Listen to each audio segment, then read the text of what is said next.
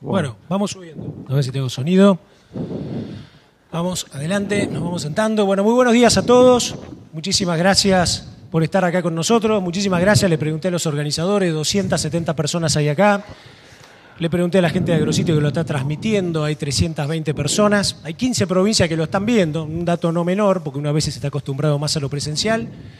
Y hay 4 países, hay gente de México, hay gente de Uruguay y Paraguay que lo están viendo, además de gente de la Argentina.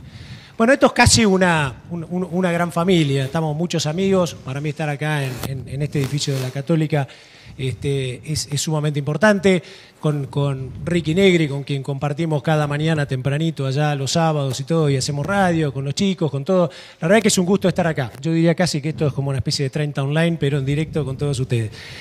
Bueno, lo tenemos a Eduardo Faciotti, Lucas, Santi de aquel lado. Y yo me acordaba viendo este escenario, me acordaba una de las últimas veces que estaba Santiago Kovaldov, ¿no? Y hay algo bueno en el campo que hemos hecho en los últimos años, que es sentarnos con los filósofos a pensar. Yo creo que el campo hizo abstracción, trató de elevarse más allá de lo técnico, ¿no? Me acuerdo ese mensaje de los congresos CREA, somos parte de una Argentina posible. Y miraba esto, ¿no? Miraba los 2 mensajes del Congreso, porque está bueno cuando uno dice, bueno, ¿por qué se le pone esto, no? Levantemos la mirada, ¿no? Y levantemos la mirada, creo que lo que trata de decir a lo largo de toda esta mañana, lo que vamos a intentar ahora con el panel es, salgamos de la bronca de todos los días, que lamentablemente nos viene carcomiendo en los últimos años, y tratemos de estar un paso más arriba, ¿no? Levantar la mirada, levantar la mira, ¿no? Como uno dice en casa.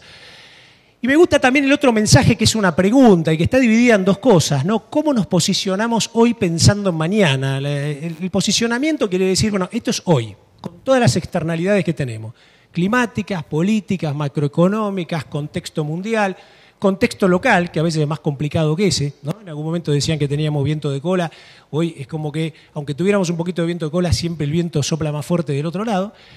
Y me parece que la segunda parte de la pregunta es la que tenemos que respondernos, ¿no? Digamos, ¿cómo empezamos esto y cómo arrancamos pensando en mañana? Algunos, cuando uno le dice mañana, habla de 400 días.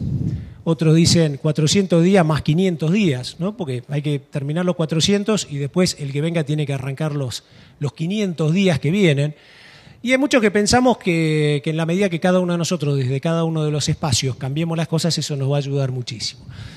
Bueno, tenemos 3 perfiles y uno diría, bueno, estos 3 señores que son empresarios, uno diría, bueno, son profesionales del agro. Así que la primera pregunta, Santi, ¿vos qué sos? Yo soy ingeniero industrial. Bien. ¿Lucas? Licenciado en Administración. Y Eduardo. Yo soy ingeniero electricista. Ingeniero electricista, ¿no? O sea, con eso me rompió todos los paradigmas, ingeniero agrónomo, médico veterinario, ingeniero en producción agropecuaria. Bueno, todo lo que van a escuchar lo escuchan de gente que es en realidad empresaria y cuyas profesiones igualmente le han servido para hacer lo que viene. Y hay 3 perfiles bien claros acá que vamos a tratar de dilucidar en esto, ¿no?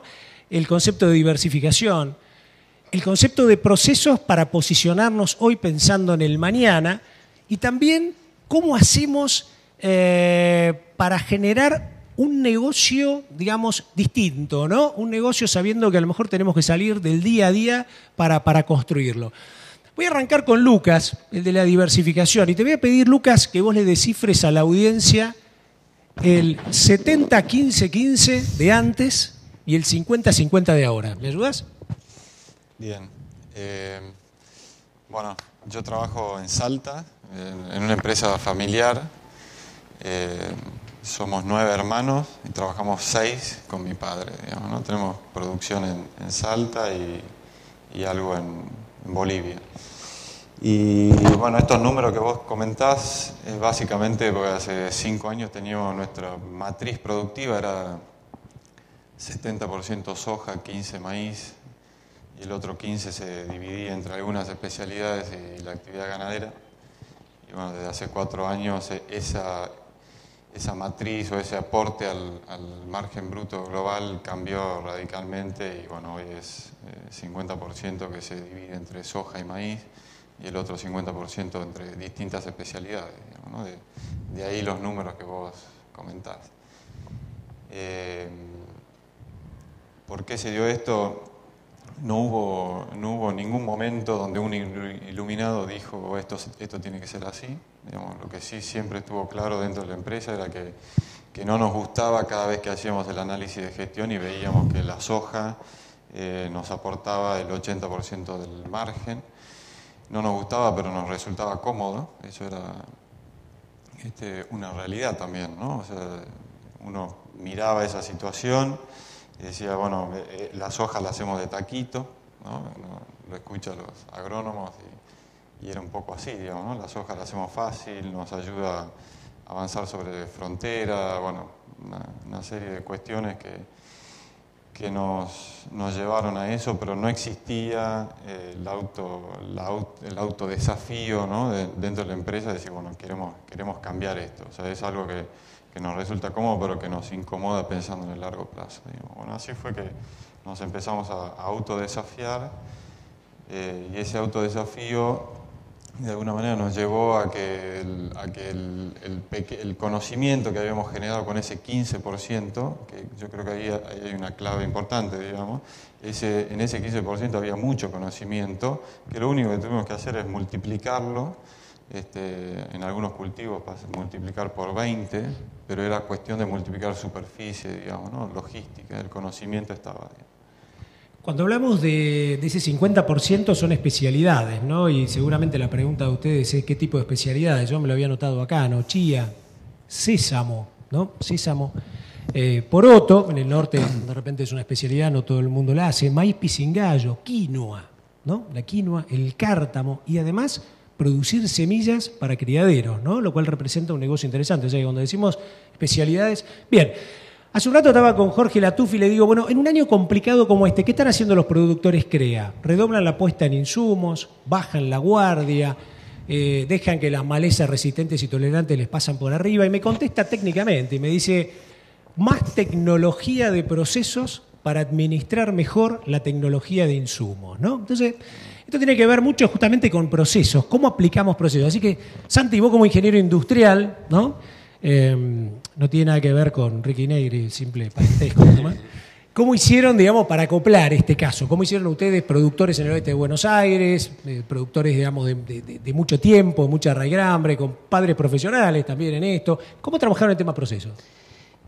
Nosotros arrancamos en el campo hace 3 años pensando en que podíamos certificar normas. Y bueno, empezamos a trabajar para eso. Lo teníamos en una empresa anterior, otra empresa del grupo, pero que no es agropecuaria. Y bueno, entonces empezamos primero por un convencimiento de todos, primero del directorio, porque es lo primero que se necesita para certificar normas, y después también un convencimiento de abajo, de abajo de todos los estamentos. Con la idea de que eso se puede hacer, es que uno puede encarar ese camino. Y así que certificamos normas ISO 9001 hace 1 año y medio, ya hicimos una evaluación intermedia, y bueno, eso es lo que nos permite, digamos, lo que nos fortaleció para estar en este momento donde estamos, lo que incorporó una cultura. Una de las cosas que digo yo es que esto en una empresa familiar, como vos dijiste, de raigambre familiar, muy profesional en la parte productiva, incorporó una cultura diferente, y que es muy, muy positiva y sirve a la empresa para estar organizada, para poder encarar las cosas, a la gente mucho. Una de las preocupaciones, y me lo ha dicho personal que trabaja con nosotros, que ellos ahora sienten que saben lo que tienen que hacer y eso los ayuda, que saben cómo se los va a evaluar y eso los ayuda. En definitiva, creemos que esta cultura que se trajo a la empresa favorece a la gente que trabaja con nosotros, a los colaboradores. Y bueno, eso es otra, digamos, dentro la organización vale en función de quienes lo hacen y eso nos fortalece en ese sentido, ¿no? Estrategia de diversificación, estrategia de más tecnología de procesos, y nos queda otra, ¿no? Un concepto que me encantó, ¿no? Profundización del negocio, ¿no? Y ustedes dirán, profundización, que me meto más en esto, invierto más.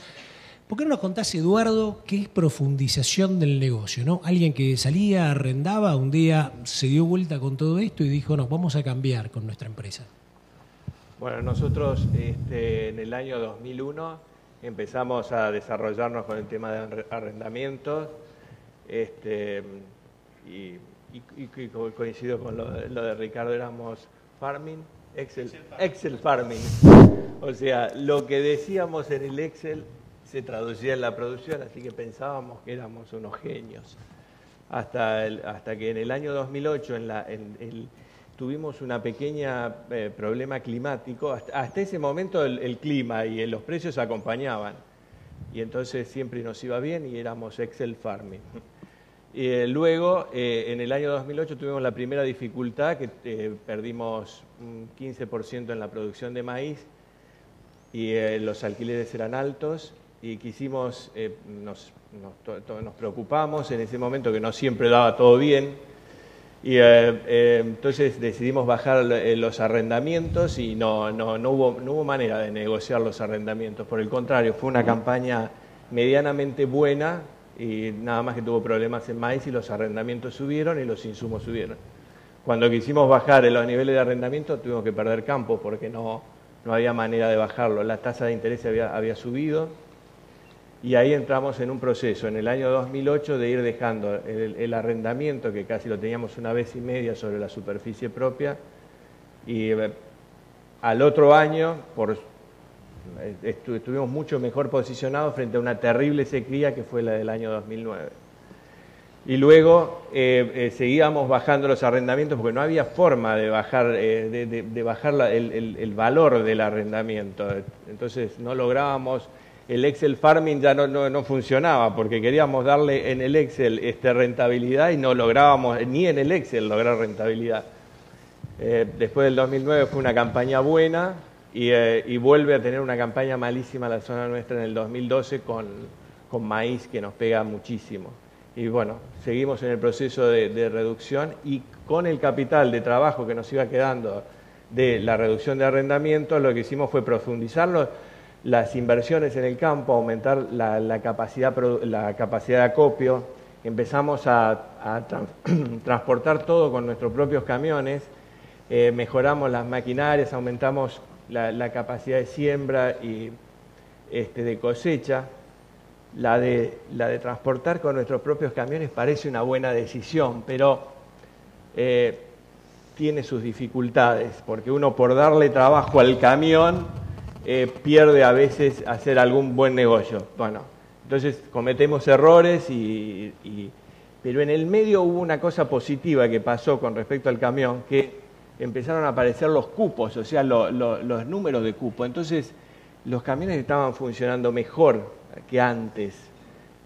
Así que teníamos 4 camiones, bajamos a 2 y nos estamos manejando con 2 camiones. Y bueno, la intención fundamental fue ese capital de trabajo, lo aumentamos en tierras y lo invertimos en compra de tierras también y fortalecimos el negocio, lo fuimos fortaleciendo, nos hicimos conservadores. Y eso fue el objetivo fundamental y hoy tenemos muy poca superficie arrendada con respecto a la que teníamos en aquel momento, ¿no? Bueno, esto como para presentar a ellos y presentar sus estrategias, ¿no? La realidad que diferentes pero comunes en el sentido de tratar de levantar la mirada. Pero la pregunta seguramente que ustedes se plantearán hoy, ya en pleno noviembre, es, bueno, pero esta gente tiene que tener problemas, o sea, tiene que haber problemas de rentabilidad, el Excel no le da, ¿no? Esto no es como Superman, en algún momento hay kriptonita verde y de repente te baja la guardia. Así que, bueno, vamos a contarles un poquito a la gente cuáles son, así, en rentabilidad, en lo que uno, digamos, en la proyección de lo que van a ir haciendo o lo que están haciendo este año, ¿no? Y cuál es un poco, yo diría, la estrategia ofensiva o defensiva en este sentido. A ver si lo podemos sintetizar. Arrancamos, Santi. Sí, digamos, estoy en el oeste, mostraron ya los grafiquitos, así que el -10 o -15, ahí estamos, y esperar que la soja suba, digamos, no va a ser una acción nuestra, así que no hay nada por hacer ahí. Pero sí estamos a nivel gerencial monitoreando el endeudamiento, monitoreando muchas veces los contratos de arrendamiento que tenemos. Muchos tuvimos que negociarlos una vez de vuelta porque nos habíamos comprometido a hacer X cantidad de maíz y tuvimos que bajarlo y pasar a hacer cultivo de cobertura. Después de vuelta hablando con los arrendatarios, con los dueños de campo que manejamos para ver si sembramos y cuánto arriesgamos y cuánto no. Así que implica a nivel gerencial estar muy encima de la producción, midiendo el nivel de tecnología. Digamos, en realidad el tener procesos nos permite decir que, bueno, teníamos unos objetivos y la forma de trabajo se mantiene, entonces podemos meter a personal gerencial en pensar en estas cosas y ver qué flexibilidad tenemos para ir avanzando en la campaña. La verdad es que bajamos un poquito de superficie, pero hicimos trabajo sobre la tecnología a aplicar, sobre maíces tardíos bajar un poco y esas cosas. Lucas, ¿qué están haciendo en el norte?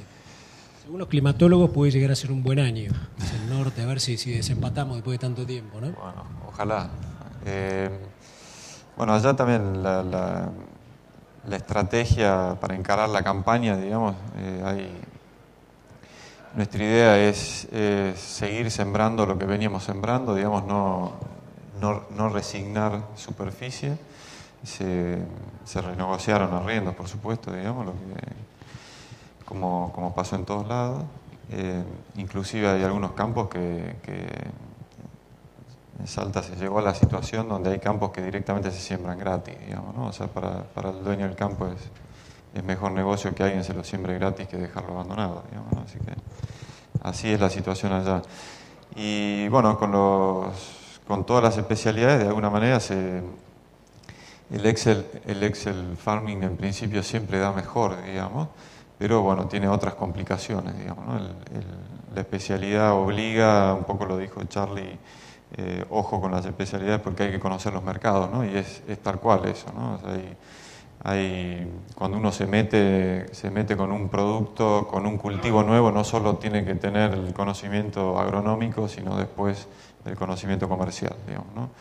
La especialidad no se vende con los exportadores clásicos, digamos, se vende con empresas que muchas veces son más chicas que los propios productores, digamos, o sea que hay que tener mucho cuidado con quién uno comercializa. Así que bueno, lo que estamos haciendo nosotros es en principio tratar de ubicar cada cultivo en su mejor lugar, en su mejor campo, donde pensamos que puede producir la mayor cantidad de kilos posible y después cuidar toda la parte post cosecha y comercial, digamos. Eduardo, ¿y en Teodolina, Santa Fe? En Teodolina es una zona buena y a pesar de ser una zona muy buena y cerca del puerto, los números son muy malos o muy malos para esa zona, o sea, una rentabilidad baja, solamente da rentabilidad a la soja. Entonces lo que intentamos hacer es bajar el nivel de endeudamiento, porque hoy las tasas de interés parece barata, pero es barata con respecto a la inflación, pero no con respecto a la devaluación. Entonces es positiva la tasa de interés con respecto a la devaluación y hoy el negocio no está soportando esta tasa de interés. Todos esperamos que devalúen, pero francamente no sé si se va a devaluar y hoy ya llevamos 8 meses sin devaluación. La devaluación fue del 6% y las tasas de interés al 35%, te está dando un 20% en dólares anuales positivo, que no hay negocio en el mundo que lo soporte a eso. Entonces decidimos bajar el nivel de endeudamiento y además estamos trabajando en una reorganización interna de la empresa para que la empresa, pues son empresas familiares, y es una empresa familiar de segunda generación, funcione bien de manera tal de que no genere pérdidas por lo que decía Ricky, ¿no? Por problemas de dirección o de gerenciamiento. No te olvides que las empresas familiares, los socios vienen impuestos. En las empresas normales los socios se buscan y tratan de hacer sociedades. En las empresas familiares los socios tienen distintos intereses y esos hay que compatibilizarlos para evitar tener problemas en la dirección. todo esto no se hace solo, ¿no? Un empresario, como decía Eduardo, tiene su familia, pero además tiene personas, porque en la medida que uno nos metemos más en diversificación o en estrategias de estas, trabajamos con más gente. Cuando uno dice vamos a producciones intensivas, vamos a bovinos de carne en feedlot, estamos necesitando de más gente. Entonces, estaría bueno que ustedes les cuenten, ustedes que han trabajado bastante en procesos, en reorganización, en cosas que salen fuera de lo tradicional, ¿cómo están trabajando los recursos humanos, los colaboradores, el equipo, para enfrentar, digamos, lo que viene, ¿no? Posicionándonos para el futuro? ¿Arrancás vos, Santi? Otra vez, sí. En realidad, para esto, primero de la certificación, lo que hicimos fue incorporar una persona con nuestra empresa de Bahía Blanca que sea fija para eso, digamos, se puede hacer por una consultora, por un tercero, nosotros lo que decimos es hacerlo internamente.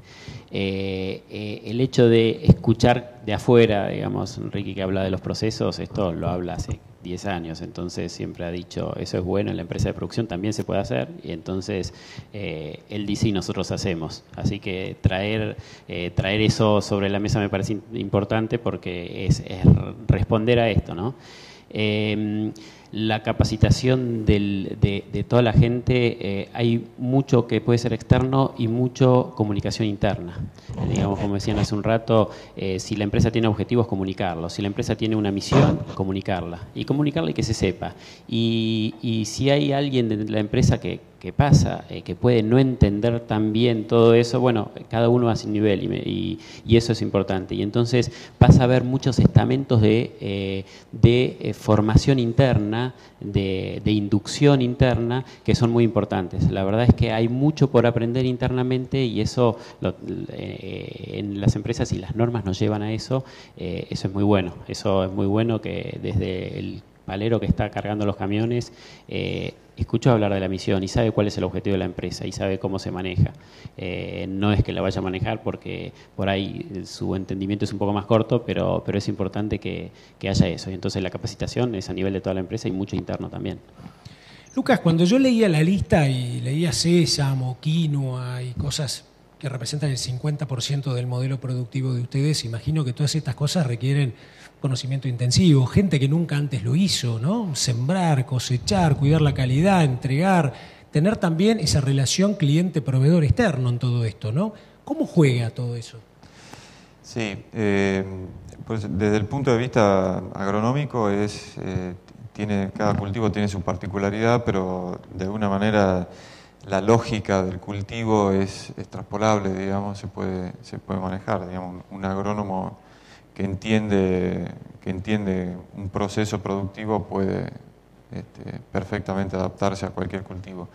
Lo difícil de eso, o el cambio cultural más importante, viene cuando en el campo tienen que entender qué es lo que están manipulando, digamos, ¿no? Que no están manipulando un producto que soja o maíz, digamos, que se mueve a grandes volúmenes y va a ir a un puerto o a una gran fábrica, sino que están manipulando un producto que desde la cosechadora puede ir a través de un proceso de limpieza simple al consumidor directo, digamos, ¿no? Como es el caso de la chía, por ejemplo, digamos, ¿no? Eso se consume directamente. Entonces, el entender eso para después poder adaptar todo el proceso de cosecha y manipulación para conservar la calidad del producto, digamos, ¿no? Eso desde el punto de vista agronómico ahí hay un cambio importante, y después con esa misma lógica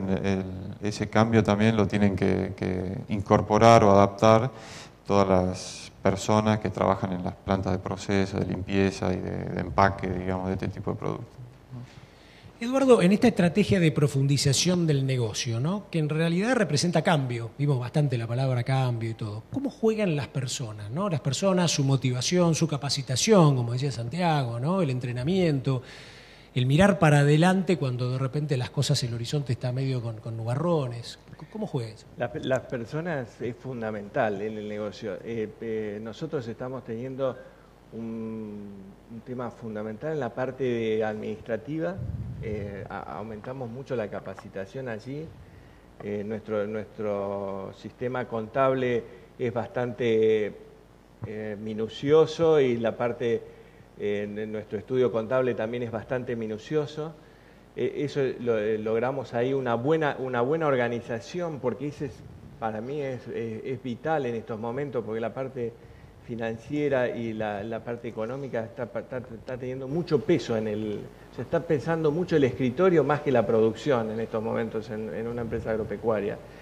Tener bien controladas las entradas, pero también tener bien controladas las salidas. En la parte de campo tenemos el personal también muy capacitado, porque empezamos a tener bastantes problemas con malezas resistentes. Entonces ahí tenemos que ser muy prolijos, revisar los lotes, atacar rápidamente las malezas con estadios muy, muy pequeños. Y después, a nivel societario, ahí es un tema que hay que entender, que estamos pasando por un mal momento en este momento del campo, que no fueron estos 10 años de bonanza, sino que estamos entrando en un periodo complicadísimo, y bueno, ese cambio es el más difícil. A lo largo de este año, que hubo, en realidad, un montón de eventos y de transmisión de conocimiento, que fue un año muy rico en eso, creo que como gran cadena lo hemos hecho. Recordar fácilmente los que estuvieron en el Congreso de APRESID o en el reciente Congreso hecho en simultáneo en 3 lugares, algo inédito en toda Latinoamérica, que hizo justamente el Congreso Tecnológico CREA. Se habló mucho de sustentabilidad o sostenibilidad, ¿no? Tomemos en este caso como sinónimos, si bien son distintas las palabras. Y en eso se habló de productivo, que es lo que venimos hablando acá, de social y de ambiental. La palabra ambiental, sin lugar a dudas, está jugando un rol enorme. Lo vemos dentro del Consejo de Ingenieros Agrónomos. A mí me toca a veces en el rol de periodismo darme, qué es eso, el gusto de entrevistar a alguien del Partido Obrero, el mismo Pino Solanas, que venga y me diga, no, porque ustedes contaminan el glifosato, y tener que explicarle que uno hace 25 o 30 años estudió cosas que eran más malignas, ¿no? Entonces está bueno esto de qué rol asumimos nosotros como empresarios, desde lo interno y también desde lo que le decimos al ciudadano, aquel que está en el pueblo, y de repente hoy todos esos actores están preocupados por este tema medioambiental. Santiago, ¿cómo lo ven ustedes como empresa? ¿Cómo están haciendo desde adentro y también un poco desde lo que se puede trasladar hacia afuera? Primero en esto, saber que toda actividad modifica el medio ambiente, toda actividad humana, toda. Y nosotros, una cosa que yo siempre digo, especialmente los agrónomos, pero las empresas que trabajamos con esto, vivimos en el medio ambiente, vivimos del medio ambiente y estamos en continuo contacto con el medio ambiente. Entonces, digamos, esto como premisa, como saber que nosotros lo tenemos continuamente en la cabeza, es algo que está continuamente. Por el otro lado, también esto no nos habilita a hacer algo distinto de lo que deberíamos hacer. Entonces, buenas prácticas nos llevan a tener que continuamente irnos preguntando, saber que va más allá de las reglas que nos impongan. A veces no hay reglas que digan en el municipio, que no digan se puede fumigar a 100 metros, y nosotros no nos permitimos fumigar a menos distancia, y a veces ponen reglas de 2000 metros y en realidad sabemos que es posible. Digamos, por lo general no hay reglas claras en eso, entonces es mucho lo que uno tiene que ir trabajando y concientizando internamente a todos los ejecutores, ¿no? Lucas, pensando que en el 50% hacés los cultivos tradicionales de pampa húmeda, aquellos que justamente la gente más le tira, ¿no? Por la biotecnología, por el glifosato, etcétera. Pero además hacés justamente productos que llegan a consumo humano. ¿Cómo es esto? ¿Cuál es la percepción? ¿Llega al alcance? Bueno, las especialidades, un poco, digamos, reforzando lo que decía Charlie de la dificultad de los mercados, digamos, ¿no? De los mercados de especialidades. Acá, para mí, digamos, la gran diferencia entre una especialidad y un commodity es que el cliente en el commodity recibe el mismo trato que un proveedor, y en la especialidad el cliente es un cliente, ¿no? Y cuando uno habla con un cliente, cuando uno trata de vender una especialidad, entiende el concepto de que el cliente siempre tiene la razón, digamos, ¿no? O sea, algo que nosotros en el campo, por lo menos en la producción de commodity, no lo tenemos para nada incorporado, o sea, se comercializa no de a volúmenes grandes, sino muchas veces ni siquiera de a camión por camión, digamos, ¿no? Esto es a veces de 2 toneladas, 3 toneladas, en volúmenes de 1000, ¿no? Hay que acostumbrarse a vender así, de a contenedores, con especificaciones de calidad, digamos, en esto, reforzando lo que decía Santi, los procesos, digamos, ¿no? O sea, tener todos los procesos certificados, que cada uno sepa lo que tiene que hacer, ayuda a que todos los procesos de calidad de los productos sean los que realmente pide el cliente, ¿no? O sea, a diferencia de una norma de estándar de calidad, en esto el estándar de calidad lo pone el cliente, digamos. Lucas, aprovecho porque cuando uno va al norte encuentra que hay toda una revolución ganadera, megatérmicas, estas producciones, temperatura, más allá del riesgo climático. Sí. Y ahí aparece algo que es muy, muy del no ONEA, que es el tema desmontes, ¿no? Sí. Y en esto el desmonte racional y las zonas amarilla, colorada, verde, que se van corriendo, ¿no? ¿Cómo juega eso? Bueno, digamos, nosotros producimos en zonas que en algún momento se han desmontado, digamos, ¿no? Hace 40 años que estamos, los campos más, la empresa tiene más de 40 años y en algunos de los campos donde producimos tienen más de 40 años de actividad. Por supuesto, lo que decía Santi, para nosotros es la tierra, digamos, no solo es nuestro activo más importante, sino que, bueno, o sea, en nuestro caso particular, para nosotros es como un legado, digamos, ¿no? Algo que nosotros estamos acá para administrarlo, cuidarlo y pasárselo a una generación futura y por eso, bueno, cuando hablamos de sustentabilidad, en el fondo lo tenemos que cuidar para que alguien lo siga trabajando. Y nosotros lo vemos así, ¿no? Digamos, nosotros desmontamos, no tenemos, obviamente dentro de los marcos de la ley, ¿no? Esto es lo que vos decís, el verde, no solo el verde, el amarillo y el colorado, sino que a su vez la provincia tiene su propia norma de desmonte. Bueno, desmontamos de acuerdo a lo que dice la normativa. Somos conscientes que en el pasado se han hecho cosas que hoy las vemos como barbaridades, ¿no? Pero no solo con los desmontes, sino con la forma en que se hacía la agricultura también, digamos, ¿no? Y bueno, todo eso se está tratando de corregir. No vemos que haya un impacto ambiental, digamos, que sea más allá del que produce la misma actividad. Pero bueno, nosotros nos movemos con total... tratamos de movernos con total normalidad en ese sentido, digamos, ¿no? Defendiendo y estando orgullosos de lo que hacemos, digamos. Eduardo, en una zona como la tuya, uno dice soja, mucha soja, maíz, y ahí juega el tema de áreas periurbanas, urbanas, fumigación terrestre, aérea, todo este tema de medioambientalistas, cómo hacer las cosas bien desde adentro, cómo ser y parecer, diría Kovadlov, ¿no? En la zona nuestra, la parte, digamos, de insecticidas y la parte de herbicidas y el tratamiento de los residuos está bastante bien manejado y hay todo un proceso de concientización en ese sentido. Yo lo que observo, lo que me parece más complicado es el tema, la agricultura, la siembra directa es un sistema conservacionista, ¿no? Pero el problema es la cantidad de fertilizante que estamos poniendo. Como el negocio es de baja rentabilidad, no se está poniendo la cantidad de fertilizante que se lleva el cultivo y por lo tanto estamos haciendo extracciones superiores a las que incorporamos y eso para mí es un problema y ahí es donde creo que el país lo estamos llevando despacito en los barcos, ¿no? Por eso en el caso nuestro estamos aplicando altísimas dosis de fertilizante para lograr mantener las extracciones, sobre todo cuando un año vino bien, al otro año se aumenta el nivel de fertilizante porque la extracción fue muy alta, ¿no? Pero en los campos arrendados, en general se ve en la zona que todo son dosis homeopáticas, ¿no? de fertilizante. Y eso me parece que es lo más importante desde el punto de vista del medio ambiente en la zona nuestra. Cuando uno piensa en los 400 días, como decíamos al principio, dice, bueno, hay que arriesgar, hay que poner, a nadie le da el Excel, no se logra puntos de indiferencia. Muchos han mostrado puntos de indiferencia que dan con 100 quintales de maíz, que dan con arriba de 40 quintales de soja, ¿no? Cuando uno le mete todos los costos y hace todo eso, y a veces parece que nadie lo leyera del otro lado, ¿no? Desde las políticas oficiales. Pero sin duda aparece una palabra, aparecen dos cosas muy importantes. Uno es que uno tiene que asumir el riesgo.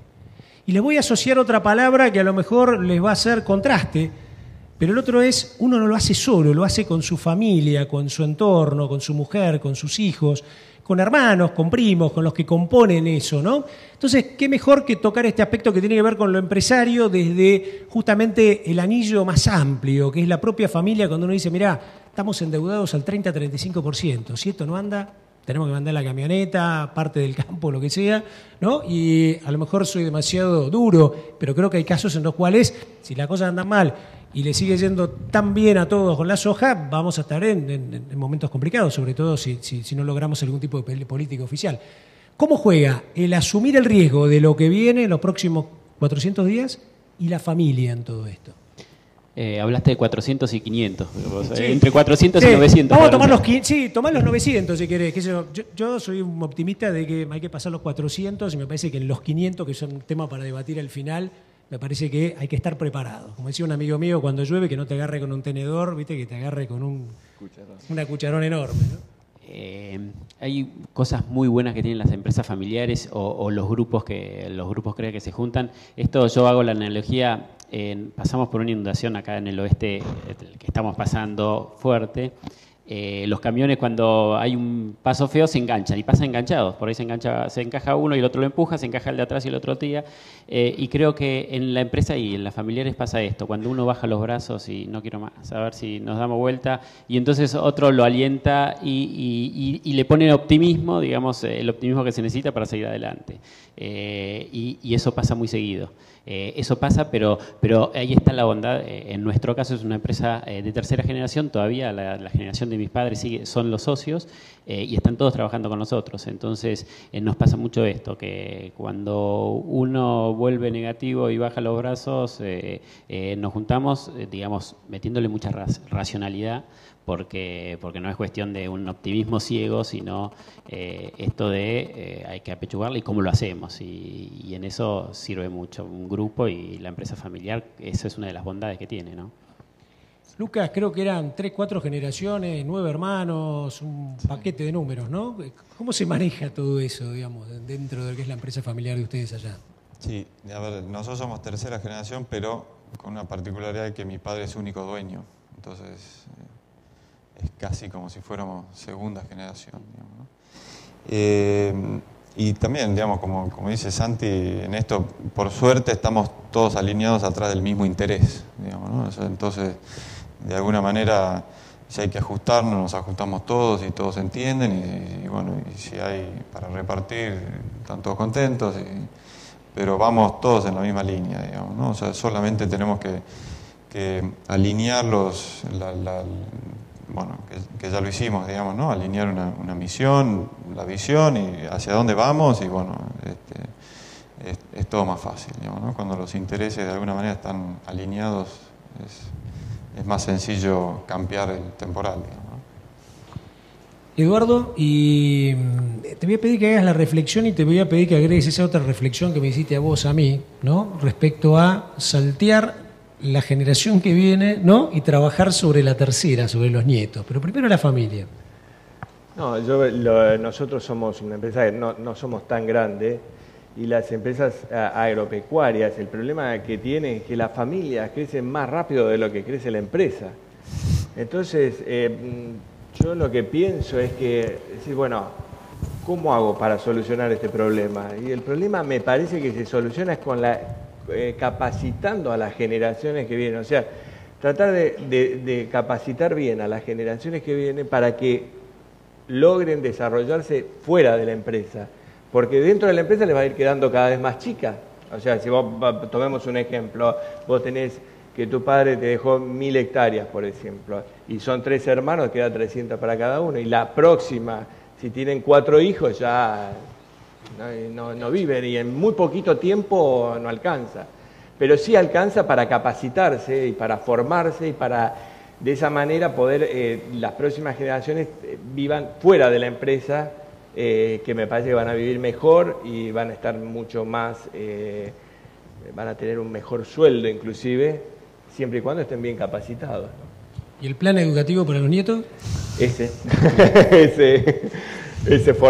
formarlos bien, formarlos en colegios buenos en la Argentina, que hay muy buenos, y tratar de elegir carreras complicadas. Es decir, tratar de elegir ingenierías, ¿no? Ingenierías que en el mundo no hay ingenieros. A los chicos no les gusta estudiar ingeniería, si no les gusta estudiar matemática, pues es difícil. Pero el mundo no tiene ingenieros, entonces se necesita formarlos como ingenieros para que si la Argentina tiene alguna dificultad puedan ir a trabajar en el exterior. Yo tuve la oportunidad de trabajar afuera, en Italia, en Milán, y les puedo asegurar que un ingeniero debe estar el Papa y después un ingeniero, ¿no? Porque hay muy pocos ingenieros. O sea, en Italia, por ejemplo, una familia con 2 chicos trabaja el padre, la madre y uno de los hijos para poder hacer estudiar al hermano. Entonces, es importantísimo lograr tener una carrera y una carrera complicada, digamos. Lo que viene por ahí tiene que ver con los 500 días, ¿no? Yo hace poco agarraba a uno de estos macroeconomistas y le decía como que la Argentina tiene 2 karmas, ¿no? El karma del ciclo de 10, 12 años, ¿no? Crecemos, hacemos un plató y después otra vez de nuevo sopa, ¿no? Y volvemos a caer. El segundo karma, que en realidad es positivo, y esto lo dice mucha gente que sabe, es que los argentinos somos de los pueblos más rápidos para que una vez que pegamos y hacemos un impacto en el piso, salir, ¿no? Como el ave fénix y salir con fuerza y todo.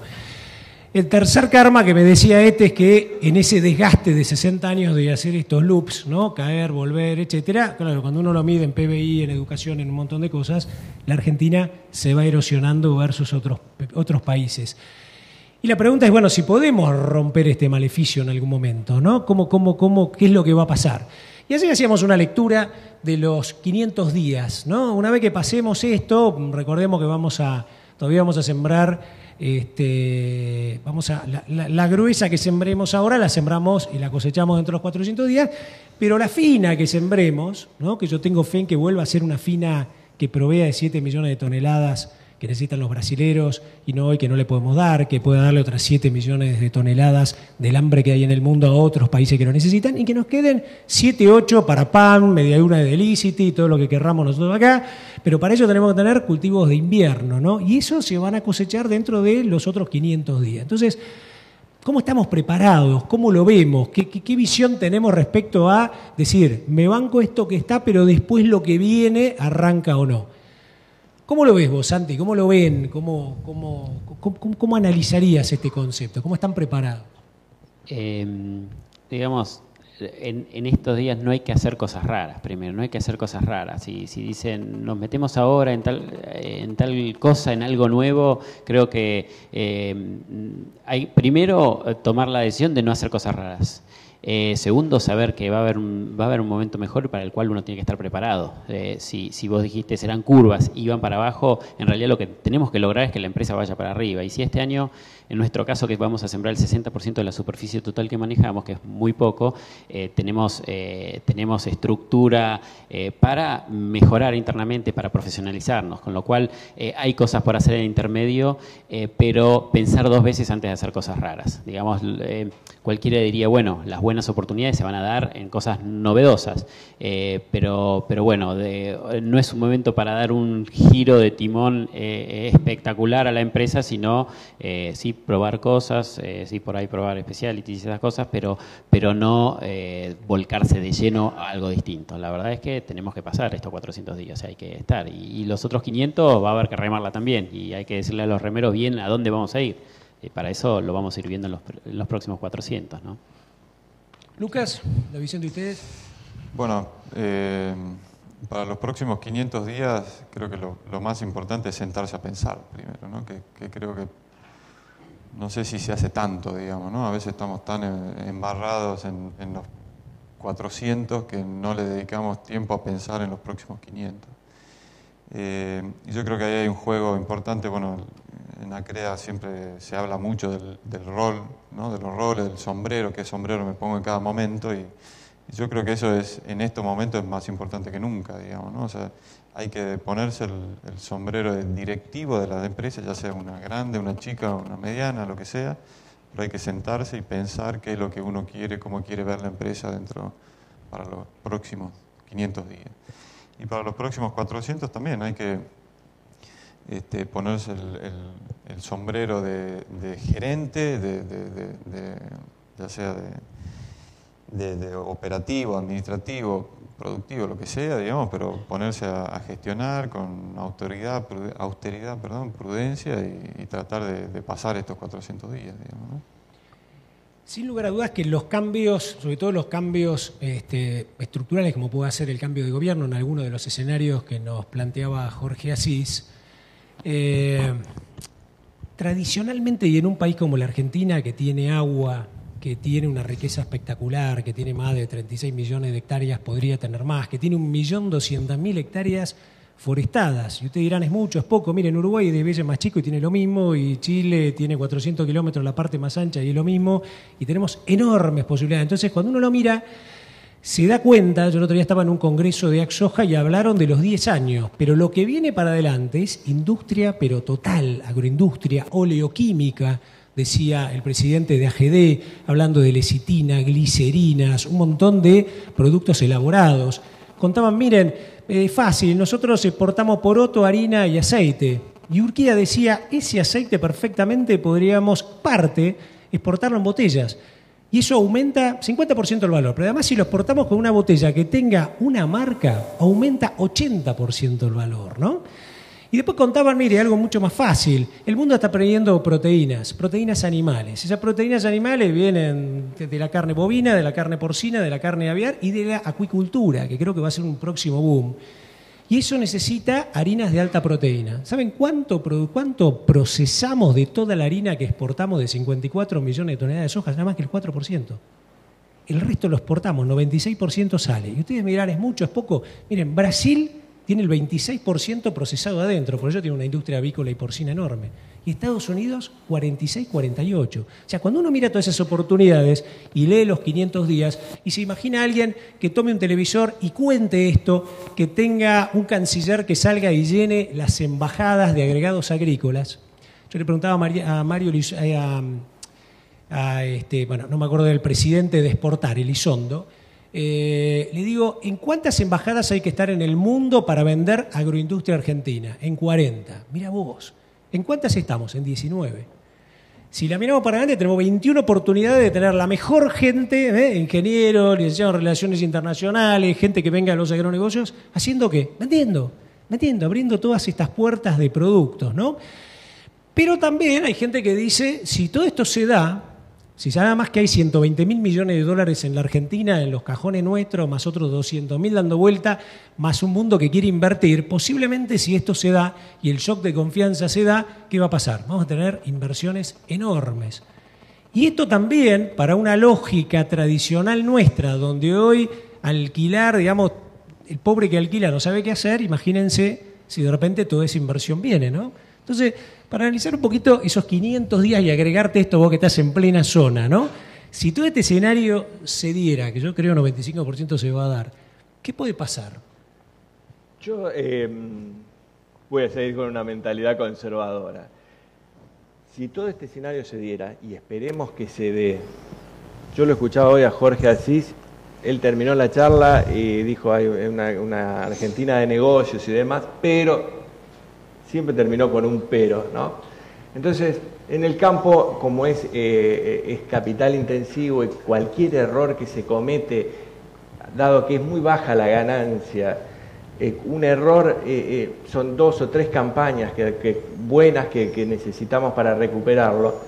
Yo diría que yo me prepararía para el 2016 o para lo que viene, fortaleciéndome ahora, tratando de bajar el nivel de endeudamiento, tratando de ser un empresario que voy a salir primero en el 2016, pero no estoy convencido de hacer inversiones ahora que posiblemente en el 2016 den una cierta rentabilidad. Esa parte no estoy tan convencido. Yo preferiría organizarme, como decía Santiago, eso me parece es un trabajo brillante, o sea, decir, bueno, vamos a organizarnos para que la empresa esté impecablemente organizada de manera tal de que en el 2016 yo largo con todo el mundo organizado, entonces ya tenemos la empresa en condiciones. Eso es un trabajo que tiene costo muy bajo y una renta impresionante. Entonces, para resumir, yo al 2016 prefiero llegar a terminar el 2015 bien. Si termino el 2015 bien, empezamos un 2016 bien, si todos se dan, si las condiciones son buenas. Y si las condiciones no son tan buenas, por lo menos no me va a llevar junto con la ola, ¿no? Una oración, un mensaje que le quieran dar a la audiencia de lo que hablamos, de todo esto que es un cúmulo de ideas, de mensajes, de cosas, de experiencias que tienen ustedes. Una idea, Santi. No la pensé mucho antes, pero el sector agropecuario y agroindustrial tiene una pujanza, digamos, yo que trabajé en la industria varios años, después me vine a esto, por la pujanza que tenía el sector, yo creo que hoy está intacta, y eso nos va a permitir dar un salto enorme cuando esté el charco adelante, digamos. Entonces vamos a aprovechar eso y tenemos toda la de ganar ahí. Lucas, la tuya. Bueno, un poco salir de la zona de confort, digamos. Creo que es un concepto que se lo habla mucho. Para mí, salir de la zona de confort es permanentemente estar autodesafiarnos, digamos. Y como terminó Charlie la presentación de él, digamos, ejercitar el cerebro, digamos, ¿no? Creo que esa es la mejor forma de autodesafiarnos y de alguna manera lograr sustentabilidad, empresas sustentables, digamos. Creo que no hay otra. Qué gordo. Sí, yo creo que también me quedo con la parte esa de Carlos de estudiar, de capacitarse. Miren, nosotros estamos viendo en los gráficos que mostró Carlos, por ejemplo, que en la zona núcleo tenemos muy baja rentabilidad, pero les aseguro que es mucho menor que esa la rentabilidad, porque estamos teniendo un problema que es la falta de ajuste por inflación en los balances. Y al no tener ajuste por inflación en los balances, nosotros estamos teniendo un nivel de pago de impuestos a la ganancia enorme, del orden de un 20% más. O sea, estamos en un 55% sobre una ganancia que no tenemos. Entonces, yo diría, si tuviese que decirles una frase, yo creo que dejemos un poquito de lado la producción, un poquito, y estudiemos y capacitémonos y organicémonos mejor, porque la situación está complicada, el diseño económico está complicado. O sea, hoy tenemos el problema que tenemos con el ajuste por inflación es porque se dejó el dólar flotante y no se permitió el ajuste por inflación en los balances, que cuando en la década del 90 se había pasado de la hiperinflación al 1 a 1, se dijo, bueno, sacamos el ajuste por inflación, pero dejamos el 1 a 1. Ahora dejamos flotante el dólar y no podemos ajustar por inflación. Entonces nos está dando ganancias ficticias que no tenemos, entonces las pérdidas son mayores que eso. O sea, una empresa hoy, cuando no gana, si no gana, o sea que sale hecha, paga impuesto a la ganancia. Bueno, un lujo de panel. La realidad quiero agradecerles muchísimo a Santi, a Lucas, a Eduardo por este panel. Sin duda pasamos por todo, o intentamos pasar por todo, desde lo personal, desde el rol de empresario, desde la familia, desde cuál es la lectura hacia adelante, ¿no? Y a mí en esto que es, levantemos la mirada y cómo nos posicionamos hoy pensando mañana, me aparecen como dos frases, ¿no? Dos cosas. Uno es el hoy, ¿no? Y en el hoy, yo digo, siéntense, los que están cruzados de brazos, relájense en el asiento, miren para arriba y piensen, hoy estoy mejor que dentro de 300 días. Ese es el presente que tenemos hoy en lo que viene por delante. Pero, ya lo dijo Rockefeller, ¿no? Yo compré cuando todos vendieron, vendí cuando todos compraron y estaba sentado en el lugar justo, en el momento justo. Estar sentado en el lugar justo o en el momento justo como nosotros, a veces tiene su costo, pero sin lugar a dudas tiene su premio. Muchísimas gracias a la gente de Global Tecnos, espero que les haya gustado. Gracias.